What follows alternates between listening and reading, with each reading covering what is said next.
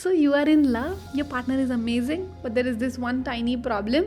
Their family is driving you crazy. Trust me, these toxic in-laws can actually convert a beautiful marriage into a nightmare. So इस video में मैं आपको बताने वाली हूँ कि how to deal with your in-laws early on so that you maintain your sanity, your relationship and your happiness. Trust me, ये video आपको बचा सकता है. हाय, मेरा नाम अविशा अवस्थी है. मैं एक रिलेशनशिप और एम्पावरमेंट कोच हूँ और इन वीडियोस के थ्रू आपके लिए बहुत सारी प्रैक्टिकल, पोर्टेबल और पावरफुल एडवाइस लाती हूँ जिन्हें अप्लाई करके आप इमीडिएटली अपना रिलेशनशिप और लाइफ ब्यूटीफुल बना सकते हैं. Let's be honest, in the Indian context and scenario you are not marrying one person, you are marrying the entire family. और अगर अभी आपको वो टॉक्सिक इन लॉज वाले रेड फ्लैग्स दिख चुके हैं, then you need a game plan.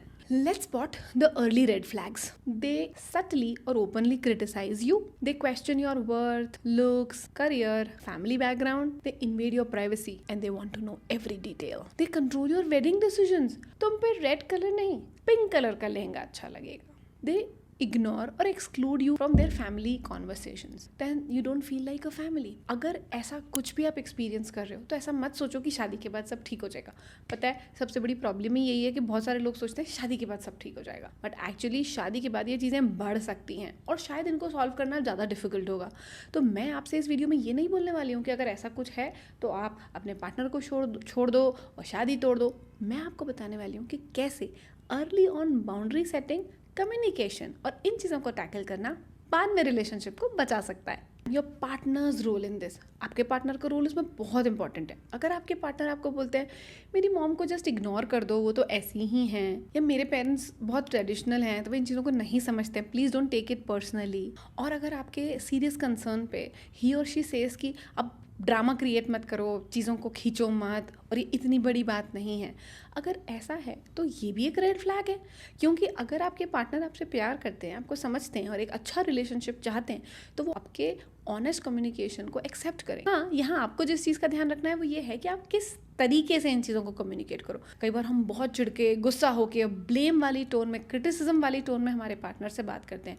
तो चाहे आपकी होने वाली वाइफ हो या आपके हस्बैंड, वो अपने फैमिली के बारे में इस टोन में ऐसा क्यों सुनेंगे. सो एक पार्टनर का एक रोल होता है कि वो साइलेंट न रहें, रैदर अपनी फ्यूचर मैरिज के लिए बाउंड्री सेट करें, आपके इमोशंस को समझें. अगर आपने ये रियलाइज़ कर लिया कि भाई फैमिली के साथ इश्यूज तो हैं, इन लॉज थोड़े टॉक्सिक तो हैं, अब थोड़ा हार्ड पार्ट आता है कि आपको आपके पार्टनर से ये हार्ड कॉन्वर्सेशंस तो करने पड़ेंगे. जैसे how you will handle your families interference. मान लो कोई चीज़ आपको इंटरफेरेंस लगती है, आपके पार्टनर को लगती नहीं है, तो बाद में तो इशू होगा. तो आप उसको क्लियर करें कि ये मुझे इंटरफेरेंस लगता है. And you have to talk about the living arrangements, कि आपके इन लॉज आपके साथ रहेंगे या दूर रहेंगे, या how often they will be coming to your place. And you have to talk regarding boundaries related to travel, money, career goals and how you'll deal अगर कॉन्फ्लिक्ट्स होते हैं. ये एक बहुत इंपॉर्टेंट चीज़ है कि कई बार क्या होता है ना कि हस्बैंड या वाइफ अपने पेरेंट्स का या किसी एक इंसान का साइड ले लेते हैं just to finish the matter. But जो इंसान सही होते हुए भी अकेला रह गया होता है, उसके मन में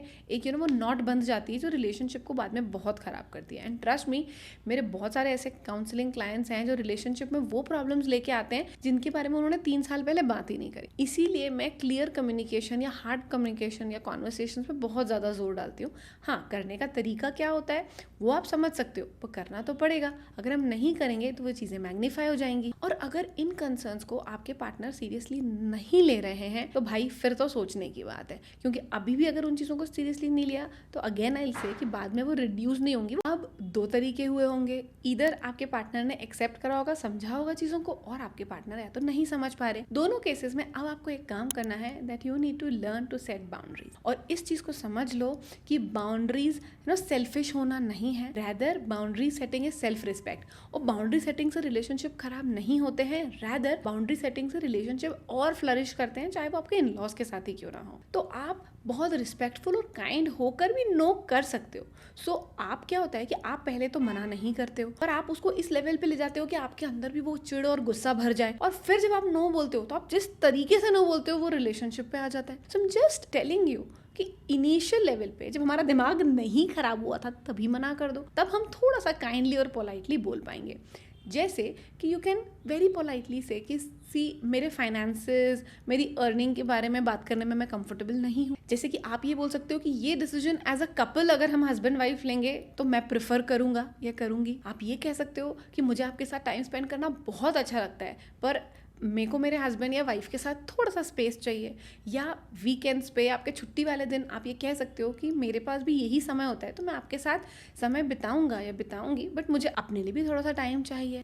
इस तरीके की कुछ चीज़ें जिनके लिए आप बहुत पोलाइटली नो करते हो, ये आपके रिलेशनशिप को बाद में बचा सकता है, जिसको बाउंड्री सेटिंग कहते हैं। और आपके इन लॉज या आपकी अपकमिंग फैमिली, उनके पास ये मैसेज चले जाता है कि भाई इस चीज़ के बारे में ये बंदा या बंदी चर्चा नहीं करना चाहती। Next, do not try to win them over. Trust me, जो टॉक्सिक लोग हैं उनके लिए हम एक बहुत बड़ी गलती करते हैं कि हम सोचते हैं कि हम इन्हें ओवर प्यार दे देंगे, इन्हें जो चाहिए वो हम बहुत ज़्यादा कर देंगे, ओवर कॉम्प्रोमाइज़ कर देंगे, गिफ्ट्स ला देंगे तो ये बदल जाएंगे। ऐसा नहीं है। इंसान की बेसिक हैबिट्स नहीं बदलती हैं, ठीक है? तो आप ये सब कुछ करो, आपको जो करना है अपनी कॉस्ट पे नहीं, पर आपको जो भी करना है, एक्स्ट्रा एफर्ट डालना है, आप डालो रिलेशनशिप को ठीक करने के लिए, but not at your cost and not without setting boundaries.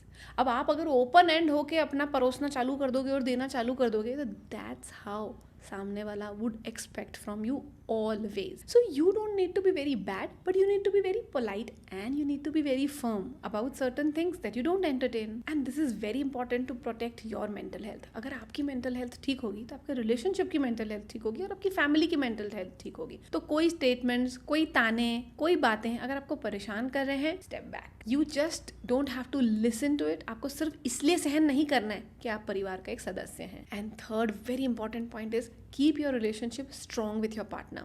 अगर आपके पार्टनर की फैमिली अगर आपको परेशान कर रही है, अच्छी नहीं लग रही, तो बहुत सारे लोग ये गलती करते हैं कि वो गुस्सा, वो फ्रस्ट्रेशन अपने पार्टनर पे स्पिल करना चालू कर देते हैं। वो उनकी फैमिली है, ये उनकी गलती नहीं है। उनका कोई टॉक्सिक बिहेवियर है, ये उनकी गलती नहीं है। Lot of times I listen कि मेरी मदर इन लॉ ने ऐसे कर दिया और मेरे हस्बैंड ऐसे हैं, तो मेरे हस्बैंड को ये करना चाहिए था, वो करना चाहिए था। हाँ, आई अंडरस्टैंड करना चाहिए था, बट अगर आपकी मदर इन लॉ को एक पर्टिकुलर बिहेवियर है तो उसके जिम्मेदार आपके हस्बैंड नहीं है, तब जिम्मेदार हैं जब वो इस चीज़ पे बाउंड्री सेट नहीं कर रहे हैं या आपके लिए आवाज़ नहीं उठा रहे हैं। उनके बिहेवियर के लिए हम किसी को भी ब्लेम नहीं कर सकते, right? So you have to have a stronger relationship. The stronger your relationship is, the better you both will be able to manage things. Last is you can have an exit plan. Now what do I mean by having an exit plan? अगर ये problems हैं, in laws toxic हैं, और अगर आपके partner support नहीं कर रहे हैं, वो नहीं समझ रहे हैं, तो ट्रस्ट मी, ये प्रॉब्लम्स शादी के बाद बहुत ज़्यादा बढ़ सकती हैं। और सोचिए, इस लेवल पे अगर ये फीलिंग दे रही है, ये परेशानी दे रही है, तो just imagine if you have some financial troubles in life, will you be able to cope with all this? जब एक बार बच्चे हो गए, उनकी रिस्पॉन्सिबिलिटीज हो गई, तब you will be able to cope with all this. So if your partner is not supporting, then you need to rethink about this marriage, and then it is clever to make an exit rather than remaining in an abusive marriage, mentally harassing marriage all through. So चीज़ें खराब हो सकती हैं, पर उन्हें सहन करना चीज़ों को शायद और ख़राब कर सकता है।